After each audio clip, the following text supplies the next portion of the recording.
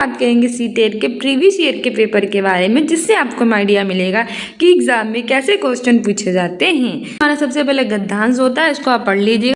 हम पहले क्वेश्चंस देखते हैं। हमारा पहला क्वेश्चन कह रहा है कि the paragraph express the fact that option A है moving to UK about profitable decision for Bond, option B था returning to India from the UK was a profitable decision for Bond, option C था spending money in UK was not difficult for Bond, option D था moving to Dehradun turned out to be disasters for Bond. सही answer इसमें हमारा हो जाएगा option B, returning to India from the UK was a profitable decision for Bond. ठीक है, the paragraph express the fact that returning to India from the UK was a profitable decision for Bond. हमारी व्याख्या भी कह रही है कि according to the first para of the passage he moved back to India and settled in Dehradun, hence option B returning to India from the UK was a profitable decision for bond is correct answer.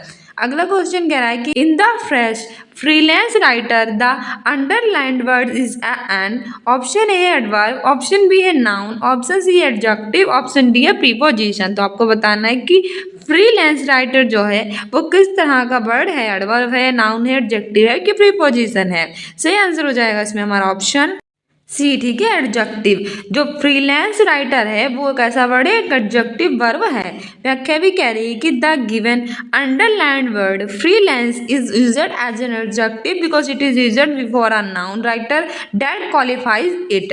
अगला question कह रहा है the phrase caught the attention of in this context means, option है कि the publishers were impressed by Ruskin's popularity as a writer and his writing style, option B है the publisher were happy with the popularity that Ruskin enjoyed, option C है the publisher were disinterested in meeting Ruskin, option D है कि the publisher were looking forward to reading his next publication। सही answer हो जाएगा इसमें हमारा option A कि the publisher were impressed by Ruskin's popularity as a writer and his writing styles. ठीक है, हमारी व्याख्या कह रही है कि the above given phrase caught the attention means the publishers were impressed by Ruskin's popularity as a writer and his writing. Option A is correct answer. अगला question कह रहा है कि fact that Ruskin Bond has been a versatile writer is evident from the, option A है number of publishers who were interested in publishing his books, option B है variety of themes on which he has written his books, option C है variety of places described in his books, और option D है richness of the language he has used in his books. सही answer इसमें हमारा हो जाएगा option B की variety of theme on which he has written in his books. ठीक है, हमारी व्याख्या भी कह रही है कि according to VI. Para of the passage Ruskin Bond has experimented with different genres including fictions, essays, autobiographical, non fictions, romance and books for children, has option B variety of themes on which he has written his books is correct answer. अगला question कह रहा है कि apart from writing Ruskin spent 4 years as an, option A shopkeeper in the UK, option B है writer in Dehradun, option C है painter in Mussoorie, option D है editor of a magazine. सही answer हो जाएगा हमारा option editor of a magazine. Apart from writing, Ruskin spent 4 years as an editor of a magazine. अगला question कह रहा है, व्याख्या देख लेते हैं कि according to the third para of the passage Ruskin also edited a magazine for 4 years, hence option D editor of the magazine is correct answer. अगला क्वेश्चन कह रहा है कि ऑटोबायोग्राफिकल मीन्स, ऑप्शन ए है writing about someone else life, option B है writing about someone famous, option C है writing about one's own life, और option D है writing about one's family.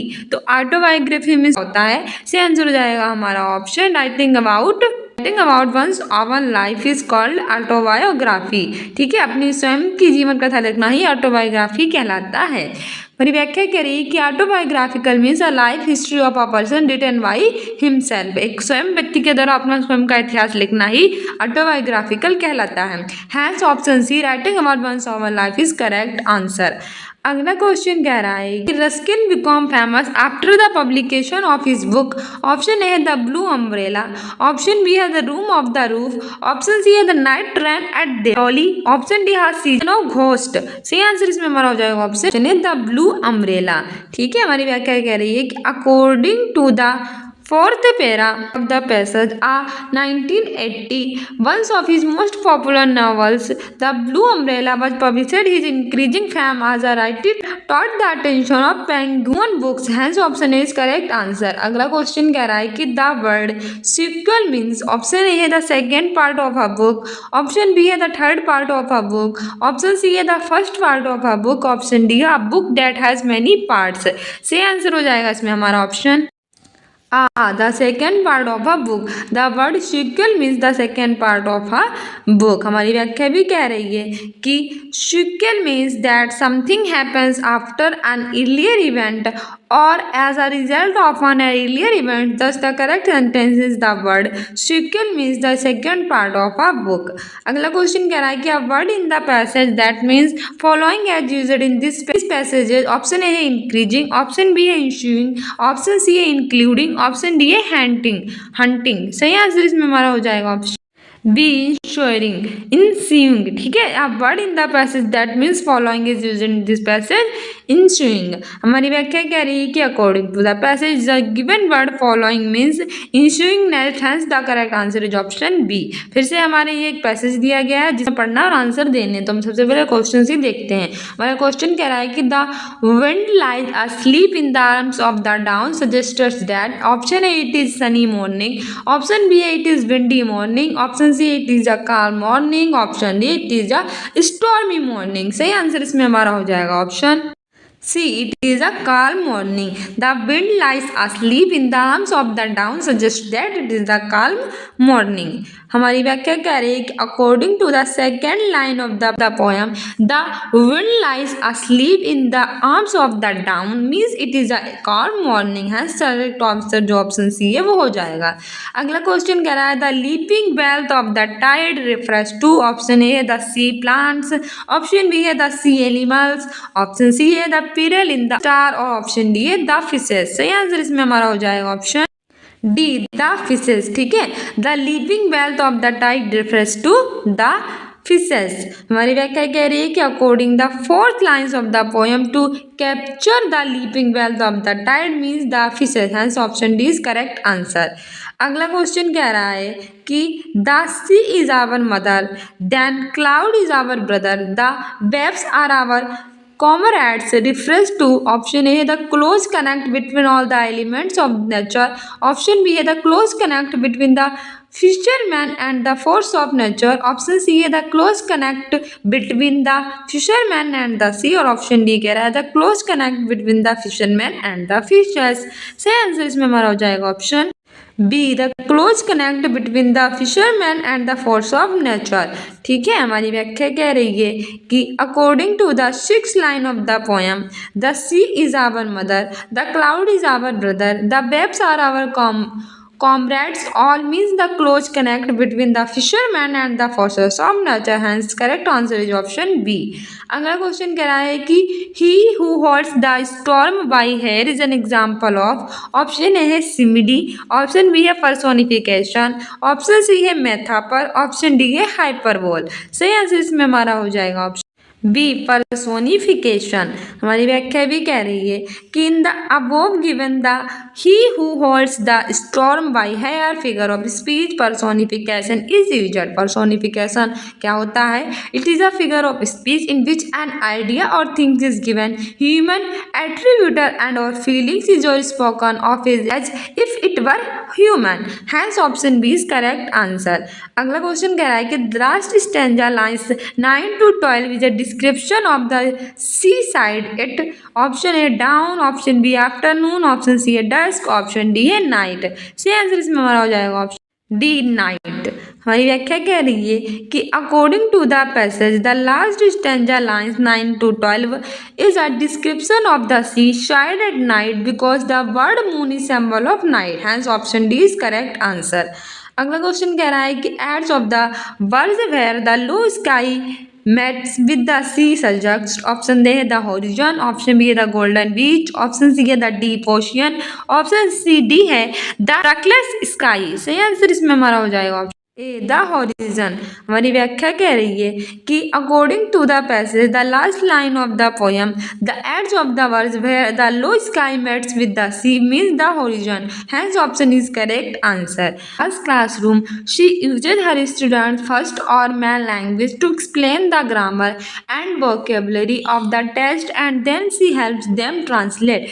If Sudha is relying on dash method to help her students learn English, option A structural method इसे कहेंगे, option B है communicative language teaching कहेंगे, option C है grammar translation कहेंगे कि option D है direct कहेंगे। तो सही आंसर इसमें हम आ जाएगा कि इस मेथड को हम कहेंगे option C grammar translation method. ठीक है, जो सुधा है वो क्लासरूम में क्या कर रही है कि अपने स्टूडेंट्स के लिए फर्स्ट और पहली भाषा के रूप में अपने एक्सप्लेन कर रही है ग्रामर को और वोकेबलरी को ऑफ द टेस्ट में एंड देन सी हेल्प और सब उनकी सहायता करिए ट्रांसलेट करने में। तो सुधा जो है वो ग्रामर ट्रांसलेशन मेथड का प्रयोग कर रही है इंग्लिश में। हमारी व्याख्या भी कह रही है कि in Sudha classroom she uses her students first or main language to explain the grammar and vocabulary of the text and then she helps them translate it. It is relying on grammar translation method to help her students learn English. तो grammar translation method होती क्या है? A method of teaching foreign language derived from the classical method of teaching and students learn grammatical rules and then apply them. Hence option C is correct answer. अगला question कह रहा है कि according to the Cummins social language is also known as the language of, option A है the playground language, option B है the classroom language, option C है the language laboratory language, option D the news room language. तो सही answer इसमें हमारा हो जाएगा option A the playground language. According to the cumin social language also known as the playground language. हमारी व्याख्या कह रही है कि according to the cumin social language is known also known as the language of the playground language while the remaining option are not suitable, hence the option answer is option A. यानी बाकी के answer सही नहीं है इसलिए हमारा सही answer option A हो जाएगा।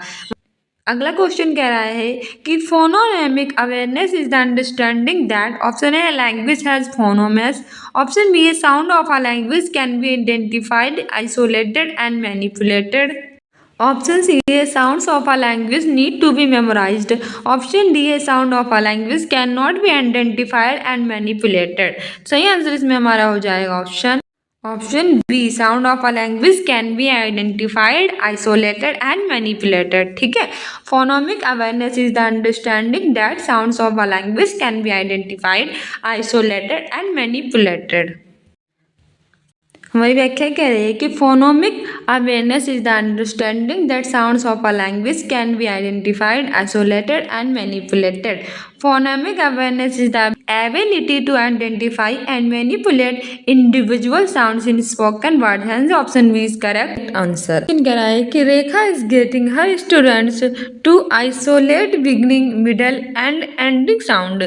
By doing so, she is strengthening their option A है phonological awareness, option B है morphological awareness, option C है graphological awareness, option D है grammar awareness। सही आंसर इसमें हमारा हो जाएगा ऑप्शन ए फोनोलॉजिकल अवेयरनेस। हमारी व्याख्या भी कह रही है कि Rekha is getting her students to isolate beginning, middle and ending sound. By doing so she is strengthening their phonological awareness. Phonological awareness is the ability to recognise and manipulate the spoken part of sentence and words. Hence option A is correct answer. अगला question कह रहा है कि Sumina uses a lot of visualization while reading with her students. How does visualization help students students while reading. Option A है कि it helps them draw an idea that they are thinking about. Option B है it helps them create a picture of what they are reading so as to understand the text better. Option C है it helps them understand the movie about the text better. और option D है it helps them plan their reading homework well. सही answer इसमें हमारा हो जाएगा option B. Okay, it helps them create a picture of what they are reading so as to understand the text better. हमारी व्याख्या कह रही है कि if our teacher uses a lot of visualization while reading with her students, it helps them create a picture of what they are reading so as to understand the text better. Visualization is a simple technique that you can use to create a strong mental image of a future event. Hence, option B is correct answer. अगला question कह रहा है कि guided reading helps students develop greater control over the reading process through the development strategy which assist in. Option A है decoding and construct meaning. Option B है decoding and encoding. Option C है decoding and visualization. Option D है decoding and reading. सही answer इसमें हमारा हो जाएगा option A decoding and construct meaning. कह रहा है कि guided reading help students develop greater control over the reading process through the development of reading strategy which assist in decoding and construct meaning. Guided meaning is the instructional practice of approach where teachers support a small group of students to read a text independently. Hence correct answer is option A. अगला question कह रहा है कि after telling her student a story Rosie gives them flash card. She wants them to arrange the flash cards in the sequence of the story. What skill is the testing.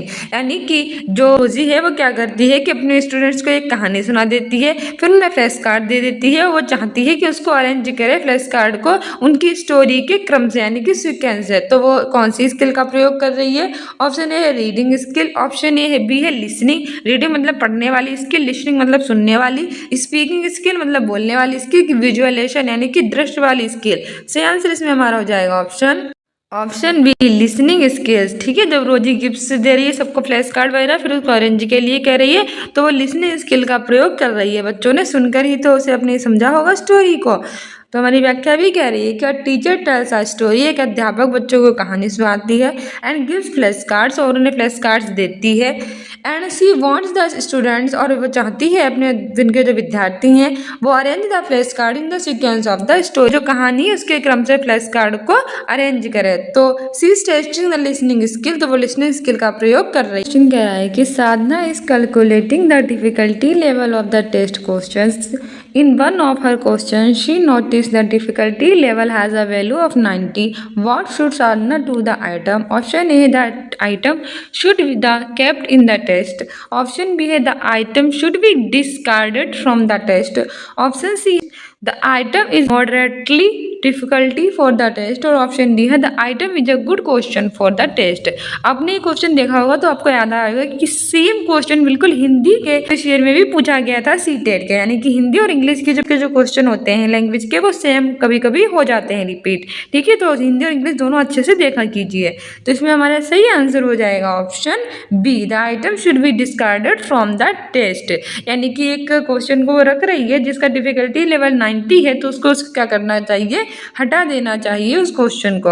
हमारी व्याख्या क्या रहिएगा teacher is calculating the difficulty level of a test question. एक जो अध्यापक है वो एक जो टेस्ट क्वेश्चन है उसका क्या कर रही है डिफिकल्टी लेवल यानी कठिनाई इस तरह वो चेक कर रही है. तो उसने देखती है कि in one of her question she notice the difficulty level has a value of 90. एक क्वेश्चन की जो डिफिकल्टी लेवल है वो कितना है 90 है. तो उस क्वेश्चन को उसे क्या कर देना चाहिए टेस्ट से हटा देना चाहिए क्योंकि इतना कठिन अगर क्वेश्चन देखेंगे तो बेचारे बच्चे कैसे सॉल्व कर पाएंगे. अगला क्वेश्चन कह रहा है कि the concept of BICS basic interpersonal communication skills was given bye. सबसे पहले तो इसके फुल फॉर्म याद रखो क्योंकि एग्जाम में पूछ लेता है कि BICS के फुल फॉर्म क्या होती है. तो इसकी फुल फॉर्म होती है बेसिक इंटरपर्सनल कम्युनिकेशन स्किल्स. तो ये किसने दिया था. ऑप्शन ए है स्टेफन क्रैशन. ऑप्शन बी है लेव वाइगोत्स्की. ऑप्शन सी है BF स्किनर. ऑप्शन डी है जिम क्यूमिनिस. तो सही आंसर इसमें हमारा हो जाएगा ऑप्शन डी जिम मीन्स, ठीक है। द कॉन्सेप्ट, जो कॉन्सेप्ट था BICS basic interpersonal communication skill का, वो कैम क्यूमिंस के द्वारा दिया गया था। हमारी व्याख्या भी कह रही है कि the concepts of BICS basic interpersonal communication skills was given by Jim Cummins. Basic interpersonal communication skills refers to linguistic skills needed in everyday social face to face interactions. Hence option D is correct answer. अगला question कह रहा है Gurjeet wants to teach her student social skills and social language which strategy would best suits her. यानी जो गुरजीत है वो क्या चाहता है, वांट्स मतलब चाहता है, टू टीच हर स्टूडेंट आती है उन्हें सिखाना चाहता है सोशल स्किल्स यानी सामाजिक कौशल एंड सोशल लैंग्वेज और सामाजिक भाषा। तो विच strategy would best suit her, यानी कौन सी उसे स्ट्रेटजी फॉलो करनी चाहिए उसके लिए। ऑप्शन ए है ड्रामा, ऑप्शन बी है प्लेस, ऑप्शन सी है रोल प्ले, ऑप्शन डी है डिबेट, यानी कि उसे डिबेट कर देना चाहिए, अलग अलग वर्ड देना चाहिए। रोल प्ले यानी कि मुख्य भूमिका को निभाना चाहिए, प्लेस करने चाहिए, ड्रामा नाटक वगैरह करने चाहिए। तो इसमें सही आंसर हो जाएगा ऑप्शन सी रोल प्ले, ठीक है। गुरजीत अगर अपने बच्चों को सामाजिक कौशल और सामाजिक भाषा सिखाना चाहता है तो उसे रोल प्ले यानी सामाजिक भूमिका सबसे पहले सूट करेगी, उसकी स्ट्रेटजी ये रहनी चाहिए, यानी उसी के द्वारा सामाजिक भाषा सिखानी चाहिए। व्याख्या करिए teacher wants to teach her student social skill and social language then role play strategy would best suit her, यानी रोल प्ले स्ट्रेटजी जो क्या रहेगी वो उसे सिखाने के लिए बेस्ट रहेगी।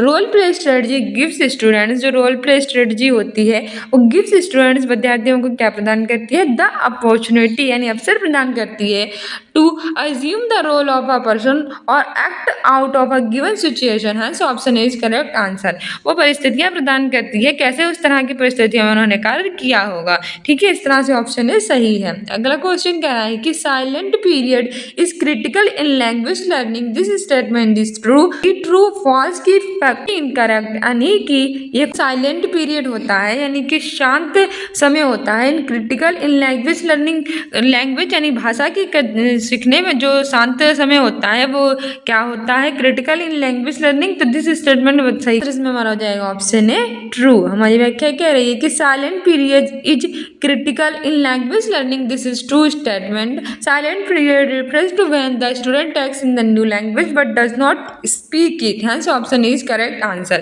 यानी कि साइलेंट पीरियड होता है जब बच्चा नई भाषा तो सीखता है लेकिन वो उसे बोलने में असमर्थ होता है, तो उसे क्या कहते हैं, साइलेंट पीरियड।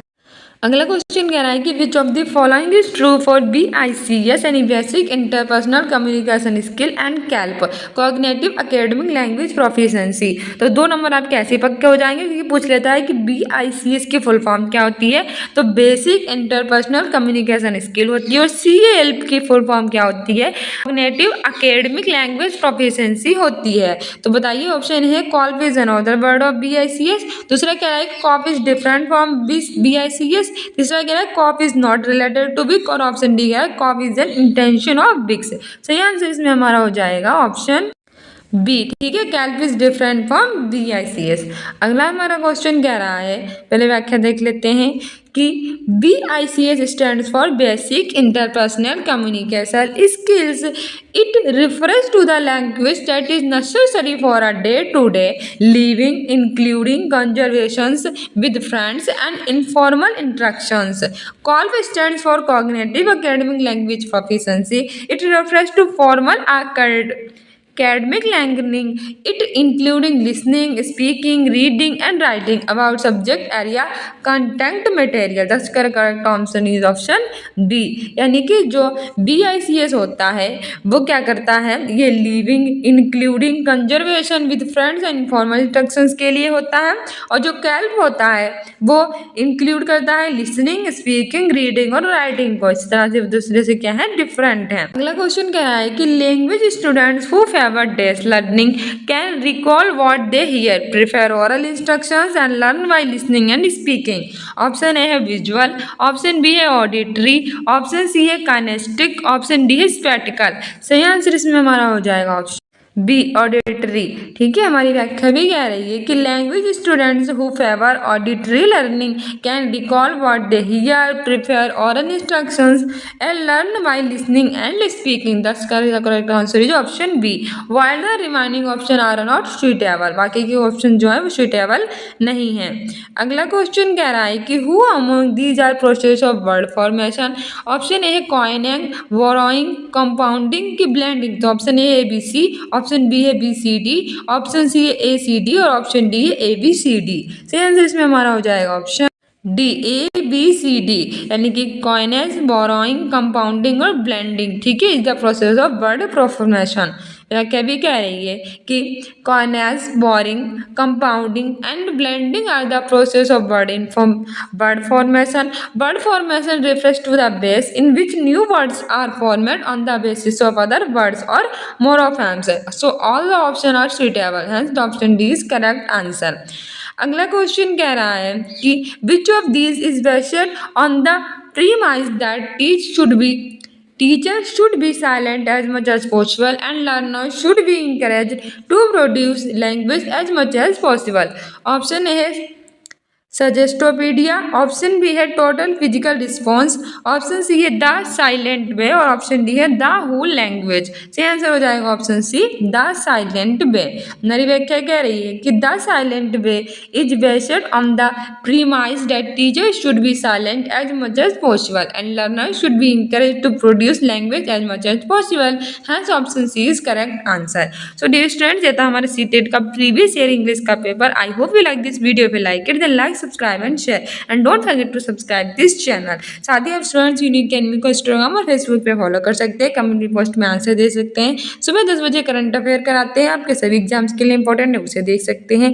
अगर आप सीटेट 2024 जो कि जुलाई में होने वाला है, इसका नोटिफिकेशन आ चुका है। 7 मार्च को आपका नोटिफिकेशन आया था, 2 अप्रैल इसकी लास्ट डेट है। अगर फॉर्म नहीं तो प्लीज़ फिल कर दीजिए और 7 जुलाई को इसका पेपर होगा। तब तक आप सारे प्रीवियस ईयर देख लीजिए। अगर आप प्राइमरी लेवल का पेपर देना चाहते हैं तो आप सुबह 8 बजे हमारी क्लास देखा कीजिए, सारे प्रीवियस ईयर कराते हैं, प्लेलिस्ट भी बना रखी है। अगर आप जूनियर लेवल की तैयारी कर रहे हैं, उसकी क्लास देखना चाहते हैं तो रात के 8 बजे देखा कीजिए, हमने सारी प्लेलिस्ट बना रखी है और कम्युनिटी पोस्ट में आंसर भी दिया कीजिए, मोस्ट इंपॉर्टेंट क्वेश्चन पूछते हैं। साथ ही हमें स्टूडेंट्स यूनिक अकेडमी को इंस्टाग्राम और फेसबुक पर भी फॉलो कर लीजिए, स्टूडेंट्स यूनिक अकेडमी 1 2 3 के नाम से, जिससे आपसे एग्जाम से कोई भी इंपॉर्टेंट इन्फॉर्मेशन आती है आप उसे देख सकें। ठीक है, अपने एग्जाम में बेटर कर सकें। सो मिलते हैं अपने नेक्स्ट वीडियो में। Keep loving, keep watching, keep sharing. Thank you, bye.